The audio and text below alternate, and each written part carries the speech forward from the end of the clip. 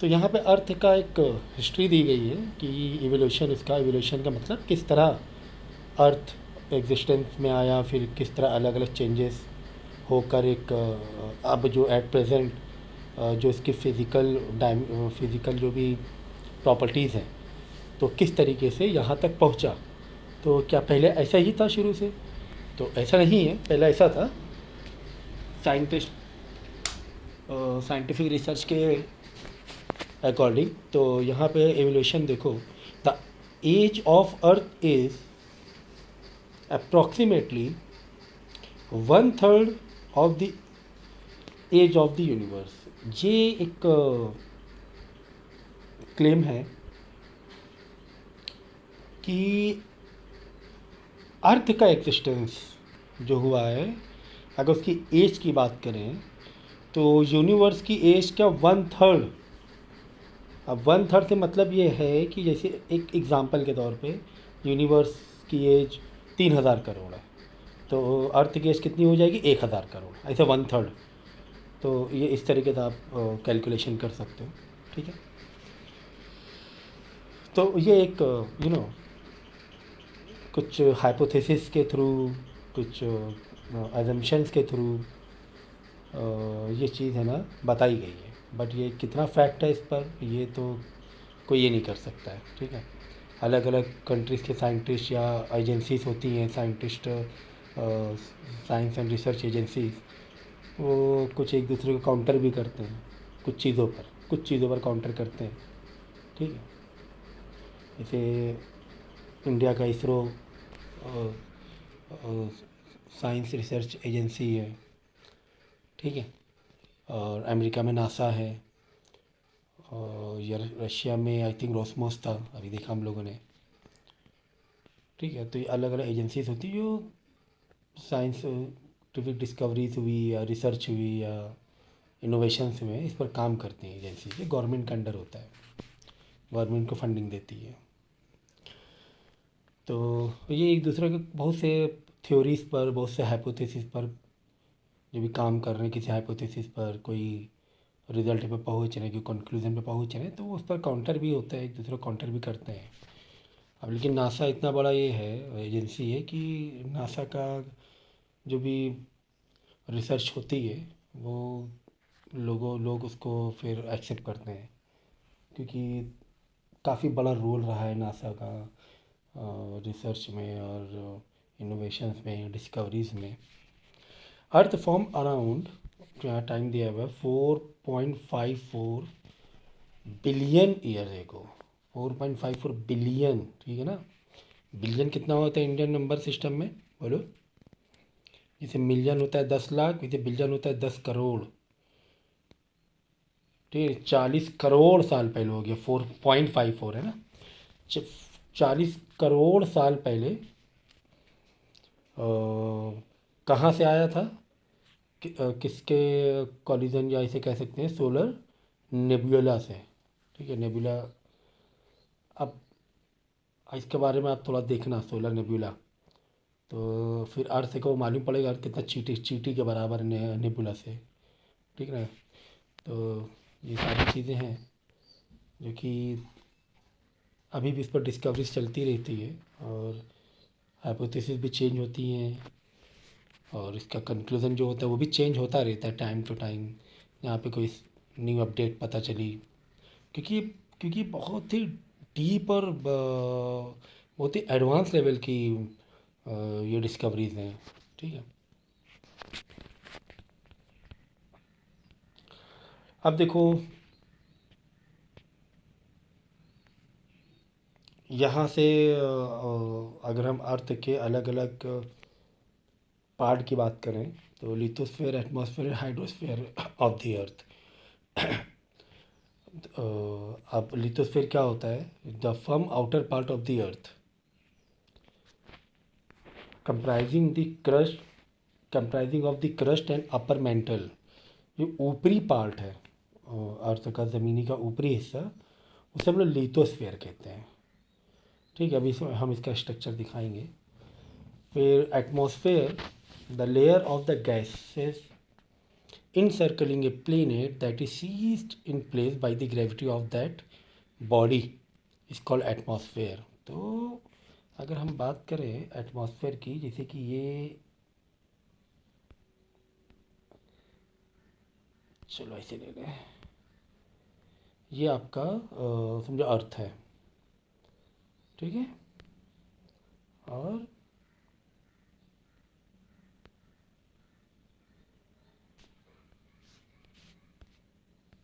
Reference change हो रहा है।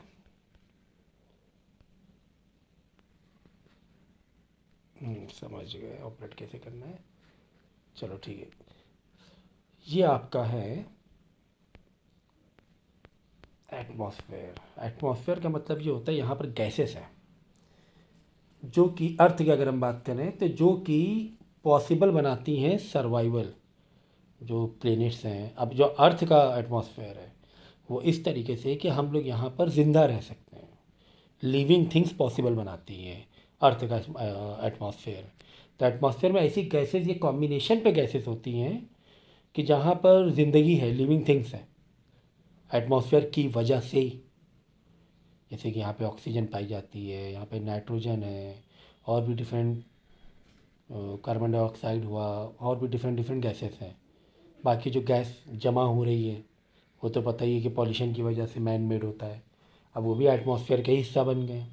तो ये किस तरह एग्जिस्ट कर रहा है, तो अर्थ की जो ग्रेविटी है इसका इसे खींचे हुए, तो ये एक पर्टिकुलर कुछ किलोमीटर तक, वो पिछली बार आपको दिखाया था लेयर में, वो वहाँ तक के पूरा का पूरा एटमॉस्फेयर है अर्थ के। अगर हम सरफेस से उसकी हाइट की बात करें, मैक्सिमम डिस्टेंस की बात करें, ठीक है। तो ये एटमॉस्फेयर में मेन जो बल सबसे ज़्यादा जो शेयर है गैस का वो है नाइट्रोजन का। ऑलमोस्ट आई थिंक अप्रॉक्सीमेटली 78% तो सिर्फ नाइट्रोजन ही है। फिर ऑक्सीजन की बात करें तो ऑक्सीजन है 21% अप्रॉक्स। 78 प्लस 21 तो 99, तो लगभग यही हो गया, बचा 1%। 1% बाकी फिर गैसेस आती हैं। मतलब अगर CO2 की बात करें तो 0 point something, sulphur dioxide 0 point something, तो छोटा छोटा छोटा शेयर है। यानी कि CO2 1% से भी काफ़ी कम है, तो भी काफ़ी ज़्यादा इसका ये है, इतनी मतलब हार्मफुल है, इतना 0.1 मतलब 1% से कम होने के बाद भी। तो सोचो आप, ठीक है ना। तो अगर हम इसका एटमॉस्फेयर के गैसेस का बात करें तो चलो मैं दिखा देता हूँ आपको फटाफट। एटमॉस्फेयर गैस परसेंटेज या कंपोजिशन ले लें, चलो कुछ भी ले लो, कंपोजिशन ले लो। ये देखो इमेजेस में दिखा है, ज़्यादा अच्छा लगेगा। ये देखो कहाँ गई इमेज, ओपन हो जाओ भाई, ये ले लो, चलो दिख रहा है। देखो नाइट्रोजन कितना है, नाइट्रोजन भरी पड़ी हुई है 78%, ऑक्सीजन 21 है, बाकी कार्बन डाइऑक्साइड देखो 0.4%, आर्गन है, दूसरी गैसेस भी है, इस तरीके से।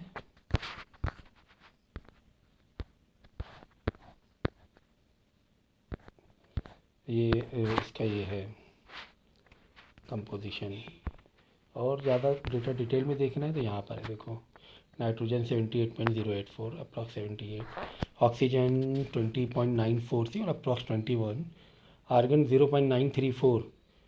अब बताओ 0.934 यानी कि 99.99 लगभग तो यही हो गया, यही तीन गैस में। समझे नहीं समझे, अगर थोड़ा सा मैथ का मेजरमेंट लो माइंड में आइडिया, 99.99 तो यही तीन गैस हो गई भाई। ऊपर से 99 हो गया था नाइट्रोजन ऑक्सीजन, आर्गन आके 99.99 हो गया, क्योंकि 0.93 समथिंग है ना। अब कितना 0.1% लगभग बच रहा है, 1% भी नहीं बच रहा है अब, ठीक है, मतलब 0.1% भी नहीं बच रहा है। अब देखो CO2 0.37 नहीं 0.037 है। ये थोड़ा सा मैथमेटिक्स एक मेज़रमेंट का आइडिया बहुत होना चाहिए कि 0.37 नहीं है। 0.37 होता है मतलब 0.1 का आधा अगर 0.37 होता, जो 0.037 है यानी कि 1% का सवा पार्ट हो गया। मतलब होता है ना 1%, कोई 1 रुपया, 1 रुपया तुम्हें 100 रुपये में 1 रुपया भी नहीं मिल रहा है, 100 रुपये में 1 रुपया भी तुम्हें नहीं मिला, 1 रुपये का भी 100 पार्ट। ऐसे आप दैट एक आइडिया लगा सकते हो कि तो भी कितना हार्मफुल है CO2। ये मैं बताने की कोशिश कर रहा था कि इतनी मिनिमल क्वांटिटी होने के बाद भी CO2 is really too harmful for our atmosphere. हटाओ यार, नियॉन है, फिर हीलियम है, मीथेन है, बहुत कम, क्रिप्टॉन है। ठीक है, तो आई थिंक बेसिक आइडिया आपको हो गया। तो एक ये बता दिया और दूसरा हम आपको सोच रहे बता दें लिथोस्फेयर।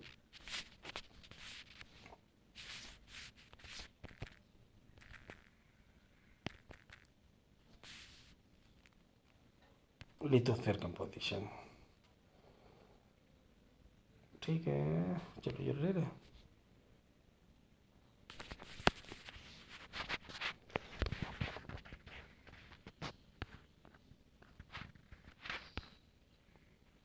देखो ये है आपका लिथोस्फेयर में एक तो मतलब जो पहाड़ है, मट सॉइल है, ये सब लिथोस्फेयर में आएगा। ऊपर का जो क्रस्ट है, ठीक है, अपर मोस्ट सॉलिड मेंटल है, जो ऊपरी पार्ट है, ये हुआ। फिर ये जो पूरा जो आ रहा है अंदर तक के, देख रहे हो, अलग अलग, इसी को हम लिथोस्फेयर कहेंगे। जो ऊपरी part crust and upper most solid mental, ठीक है। ये अर्थ का एक लिथोस्फेयर मतलब होता है अर्थ का ज़मीनी हिस्सा, ज़मीनी पार्ट में किस तरीके से अलग अलग लेयर्स हैं, उनकी अलग अलग प्रॉपर्टीज़ है ना।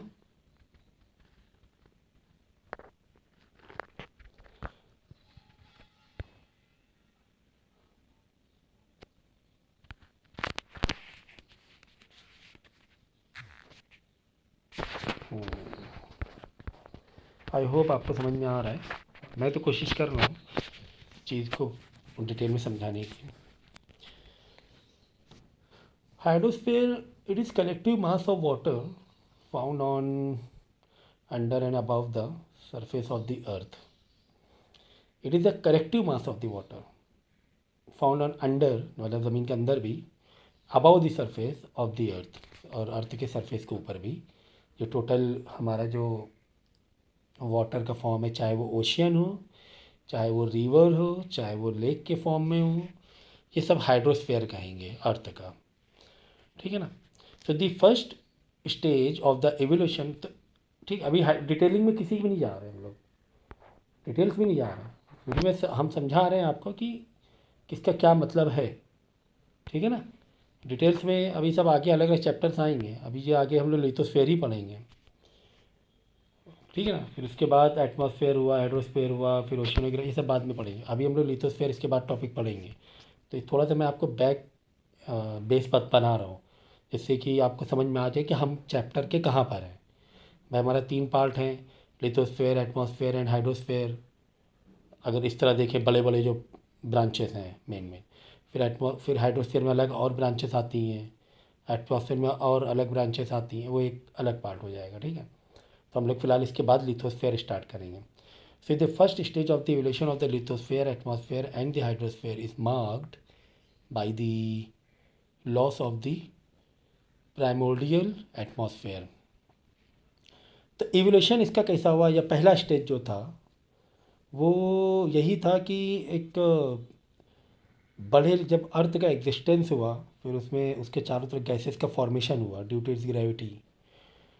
तो प्राइमोर्डियल एटमॉस्फेयर, इससे पहले जो एटमॉस्फेयर था वो ख़त्म हो गया था। इससे पहले जो हमारा एटमॉस्फेयर है, उसके बाद एटमॉस्फेयर का एग्जिस्टेंस आया और हाइड्रोस्फीयर बना। ठीक है। इससे पहले तो डेफिनेटली लिथोस्फीयर बना, हाइड्रोस्फीयर बना, एटमॉस्फेयर बना। फिर in the second stage the hot interior of the earth contributed to दी।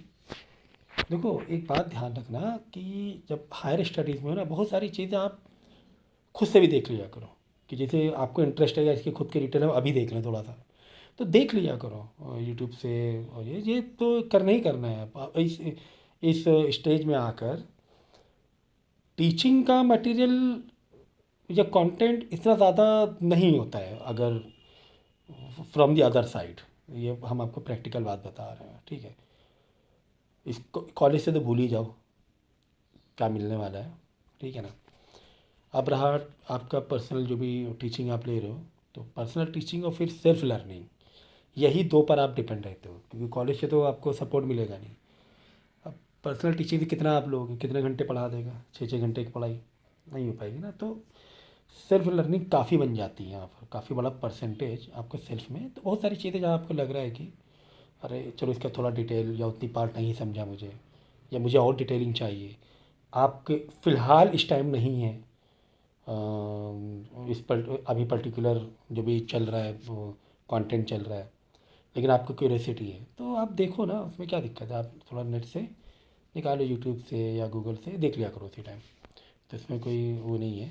तो इससे अच्छी बात है जाके क्यूरियोसिटी, मतलब थोड़ा, मतलब बहुत ज़्यादा अंदर मत चले जाना, एकदम डेप्थ में जाओगे तो भी चैप्टर फिर रह जाएगा तुम्हारा। तो ऊपर ऊपर के देख सकते हो चीज़, क्यूरियोसिटी को अपनी सेटिस्फाई करने के लिए।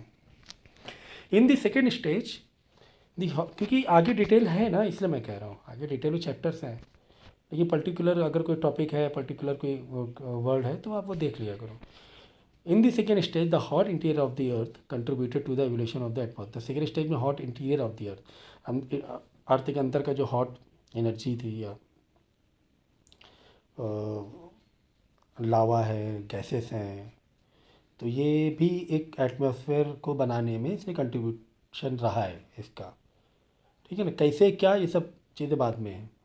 फाइनली द कंपो, क्योंकि चैप्टर अलग अलग दिया हुआ है बाद में आपको, तो अभी हम बताने जाएंगे तो फिर कैसे हो पाएगा, फिर तो पॉसिबल नहीं है ना। तो जब चैप्टर डिटेल से पढ़ेंगे तो उस पॉइंट ऑफ व्यू से ही टॉपिक को पढ़ा जाएगा। Finally the composition of the atmosphere was modified by the living world through the process of photosynthesis. तो हमें पता ही है कि जो अर्थ का जो एटमॉस्फेयर का जो फाइनली जो मॉडिफाई हुआ है जो लिविंग वर्ल्ड बना है हमारा अर्थ, लिविंग वर्ल्ड है ना। अभी तक के दूसरे प्लेनेट पे तो लाइफ एग्जिस्ट करती कि नहीं करती है, ये तो रिसर्च चल रही है, अभी तक तो नहीं मिला रिसर्च में। यानी कितने सारे प्लेनेट्स में हम मून में जाकर आए हैं, मार्स में भी लाइफ नहीं है, ठीक है ना। तो ये और बहुत सारी चीज़ें दूर से भी रिसर्च की गई हैं, बाइनोकुलर दूसरे डिवाइसेस के थ्रू, दूसरे थ्योरीज़ के थ्रू। तो अभी तक तो लाइफ नहीं मिली, कम से कम जो आसपास के जो हमारे प्लेनेट्स हैं, इतना पता चल गया। The present composition of the earth atmosphere is chiefly contributed by the nitrogen and the oxygen gas. ये तो हम लोग देख चुके हैं, ठीक है। इसके बाद है आपका ये जियोलॉजिकल स्केल।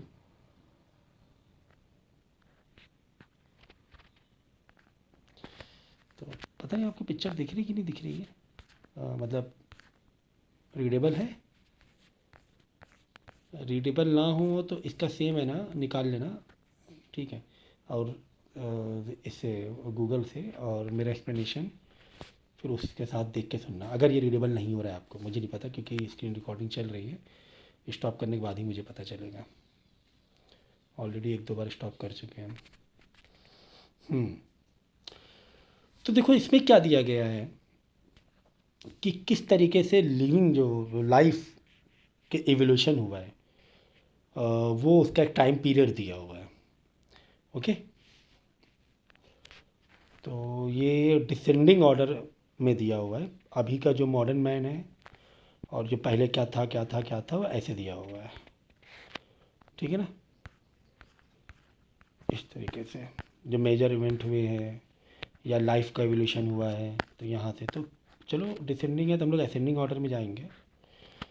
तो यहाँ पे देखो आप, पहले वाला row, origin of stars supernova, big bang. तो कॉन्सेप्ट ये है, हाइपोथेसिस है ये एक्चुअली में, ये हाइपोथेसिस है। हाइपोथेसिस में अगर वर्ड यूज़ करो तो हाइपोथेसिस का मतलब अजम्पशंस होता है, एक ऐसा ऐसा अजम्पशन जिस पर रिसर्च की जाती है। एक होता है अजम्पशन, कुछ भी अजम्पशन ले लिया, लेकिन हाइपोथेसिस का मतलब ये होता है जिस पर रिसर्च की जा रही है, वो रिसर्च रिसर्च की गई है और वो अभी हो रही है रिसर्च, अभी फाइनल कंक्लूजन नहीं हुआ है, तो उनको हम लोग बोलते हैं हाइपोथेसिस। ठीक है ना। अजम्पशन बोलेंगे, अजम्पशन मतलब कुछ भी मान लिया, सोच बैठे हुए हैं हम लोग, कुछ भी मान लिया, ऐसे नहीं है। हम लोग उस पर सालों साल रिसर्च कर रहे हैं उस अजम्पशन पर, उसे हम लोग हाइपोथेसिस बोलते हैं। तो ये एक साइंटिफिक वर्ड है। Origin of stars and supernova, big bang.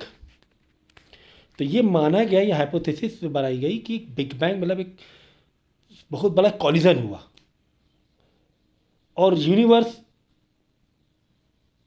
Existence में आया, ऐसे बोलकर। ये एक हाइपोथेसिस है। ये हाइपोथेसिस बहुत ही अ, हम कह सकते हैं कि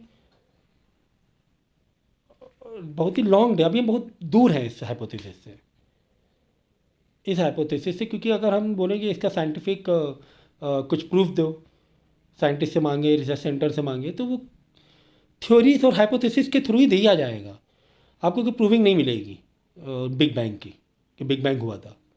ये हाइपोथेसिस है, इसका कोई भी ये नहीं है, प्रूफ नहीं है। इसके अपनी थ्योरीज, साइंटिस्ट अपनी थ्योरीज देंगे और थ्योरीज के आधार पर आपको मानना पड़ेगा कि हाँ भाई ऐसा ही हुआ है।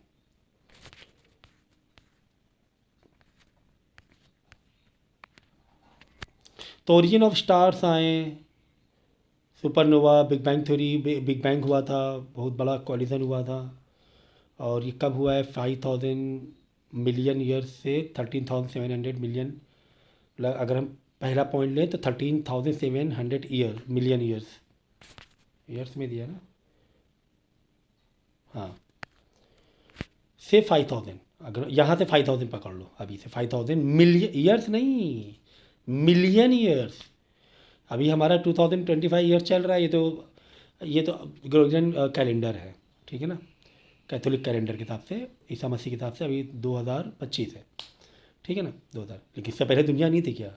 ये तो अभी का है बिल्कुल, ईसा मसीह, उससे पहले ठीक है 3000, 4000, 5000, 5000, 6000 साल, 7000 साल तक का तो काफ़ी हद तक के ये हैं, अम, मिलता है हिस्ट्री। 6-7 हज़ार साल तक का मिल जाता है हिस्ट्री, जो भी किताबें लिखी गई हैं, जो कौन कौन आया, बड़े बड़े जो स्कॉलर्स हुए, ठीक है ना। तो यहाँ तक के तो है, उससे पहले का फिर थ्योरीज बेस पर, उससे पहले का। लेकिन यहाँ पर भाई 5000 या 6000 ईयर की बात नहीं हो रही है, यहाँ 5000 मिलियन ईयर्स की बात हो रही है। मिलियन का मतलब 5000 इंटू 10 लाख और कर लो, कितना हो गया, करोड़ों अरबों में पहुँच गया, इतने अरबों साल पहले, ठीक है। चल रहा है ना रिकॉर्डिंग। भाई लाइट चली गई।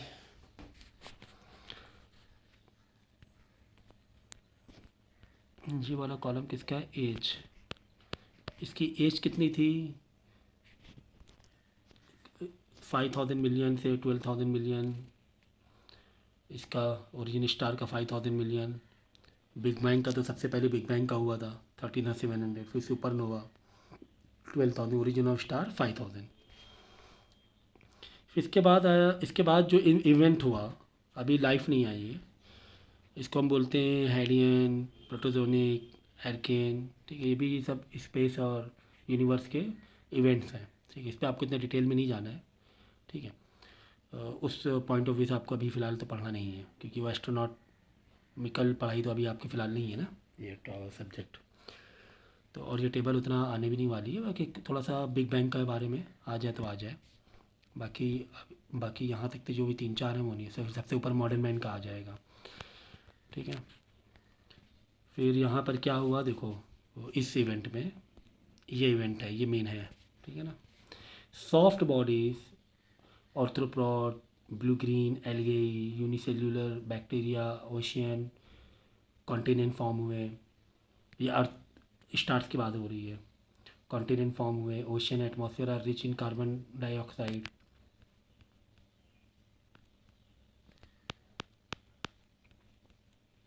यहाँ पर हुए, कब हुए ये? वही 5,570 मिलियन, मतलब 500 साल से 4,500 साल, 5,000 साल तो हो चुका ना यहाँ पर।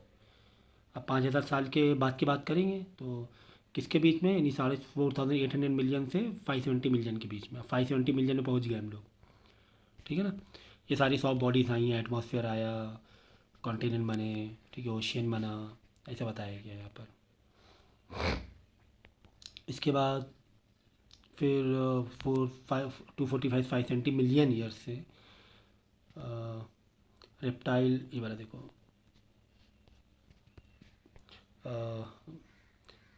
क्या है, reptile dominate replace amphibians. First reptiles, reptile पता है ना, जो छिपकली टाइप की होती हैं, मतलब यहाँ पर लाइफ के बारे में बात होने लगी है अब यहाँ। फर्स्ट फिश हुआ, ठीक है ना, मरीन में, मतलब वाटर बेस्ड बॉडी का जो एग्जिस्टेंस पहले आया, वाटर बेस, ठीक है ना।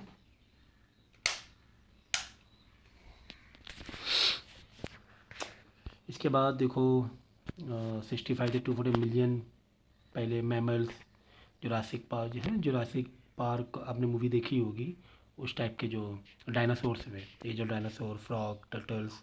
सोचो फ्रॉग टर्टल कितने पुराने हैं।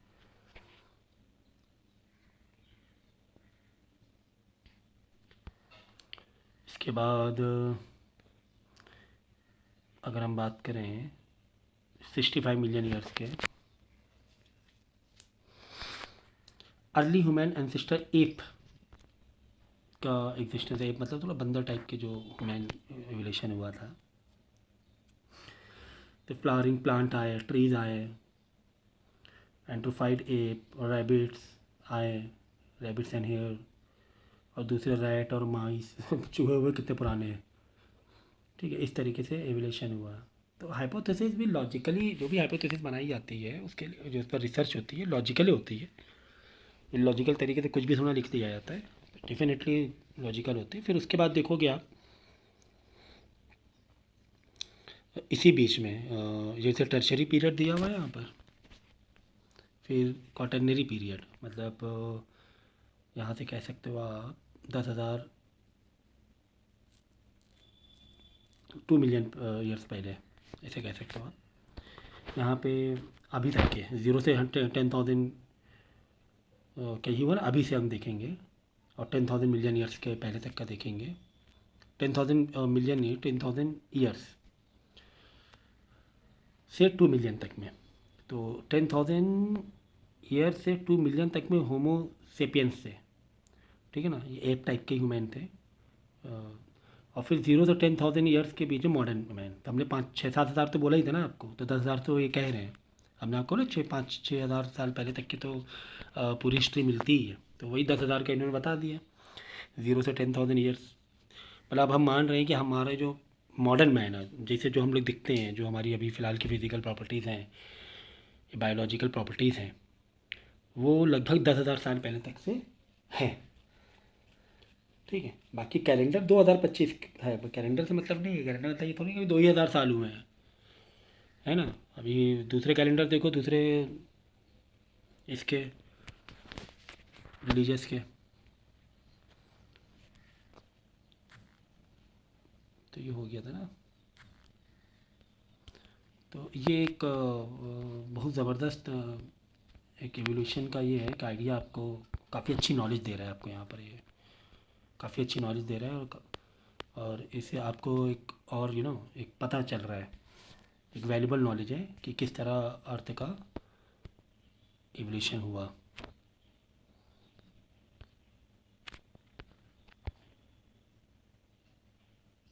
थ्योरीज किस बेस पर यहाँ पे बताया गया है? The first and the most widely accepted theory, मैंने कहा था ना, अलग अलग थ्योरीज अलग अलग रिसर्च सेंटर साइंटिस्ट देते हैं। तो वाइडली एक्सेप्टेड क्या है? Core acceleration works well with formation of the terrestrial planet like Earth but has problem with giant planets. The second, the disk instability method may account for the creation of this giant, यही बताया कि planet कैसे बने। तो एक किसी ने big bang theory बताया, किसी ने कुछ डिस्क इंस्टेबिलिटी मेथड बताया है। ये भी ये सब स्पेस से रिलेटेड टर्म है कि किस तरह इनस्टेबल हुआ और कुछ कॉलिजन्स हुए और वहाँ पर अर्थ का और प्लैनेट्स का एग्जिस्टेंस हुआ। ठीक है, तो ठीक है, आज के लिए इतना काफ़ी है, क्योंकि इस पर आपको काफ़ी चीज़ें समझनी है। ठीक है, जिसको अच्छे से स्टडी करना और उसके नोट्स है ना थोड़ा बना लेना खुद। ठीक है, तो इस तरह ऑर्डर जुड़ा हुआ है, ऐसे जा रहा है ऑर्डर। ओके।